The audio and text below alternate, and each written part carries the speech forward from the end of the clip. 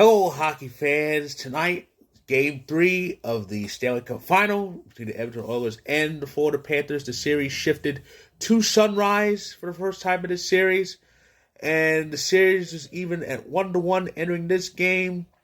So let's get to it and let's see how this game fared. Similar to Game 2, the first period had a lot of penalties. Also had an early goal. Brad Marchand. What is he on? Brad Marchand put it in 58 seconds in, and he became the oldest player to score in the first 3 games in every one of the first 3 games of the Cup Final. Amazing. He's got 4 goals in this series, and Verhaeghe made it 2-0. We saw a lot of stuff. We saw a lot of stuff in this period. What we did not see is, something we didn't hear. Where was the horn? I found that strange. I go, where was the horn? The horn didn't go off. It's like 30-some years ago when there was no horn. It was just the roar of the crowd, and that was it. When a goal was scored at home. A home team scored. But, it turns out, I read this on Twitter, the horn was not functioning. No, the horn was not functioning. So, they had to, the goals went sans horn. But, still, 2-0 after 20 minutes of play. Well, at least the horn was fixed during intermission. So an early power play in the second period led to Corey Perry. He's on a roll, too. Corey Perry put the Oilers on the board, but that would be it. The two Sams got on the board for the second period, and it was 4-1. And as soon as I saw the score, I went, well, we're not getting overtime this time. No. Edmonton would need to put in 3 to give us overtime again, but I couldn't see that happening. So let's just get to the end of this thing. An absolute laugher right there. 6-1 the final. A lot of big brawl in that third period. That old school hockey, back when the Oilers were making it every year, back in the 80s. But all sorts of penalty minutes given out in that third period. It was crazy. It was wild. It was a mess.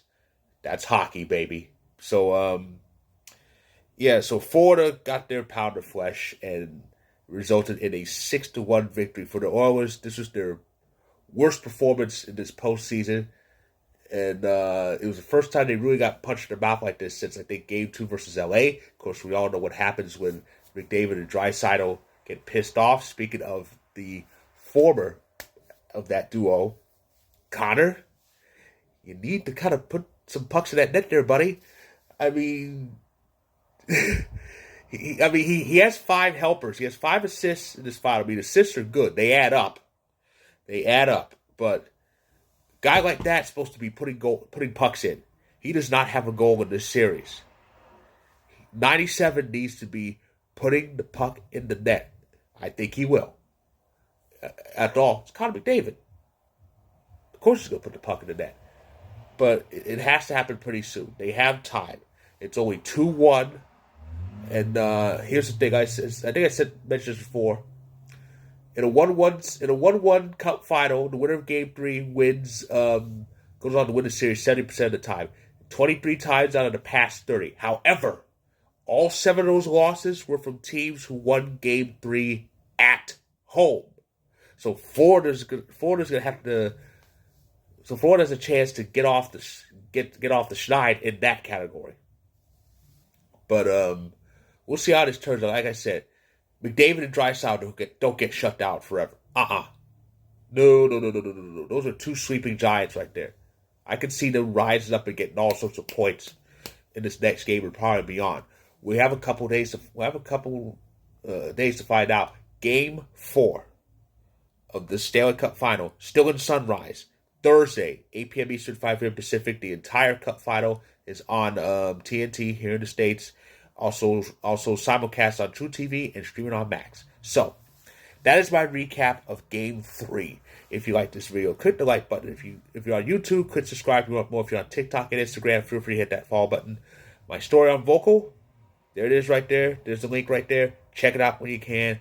And I'll be back on Thursday for to recap game number 4. And again, I got this on. This is my 22 Cup champion shirt.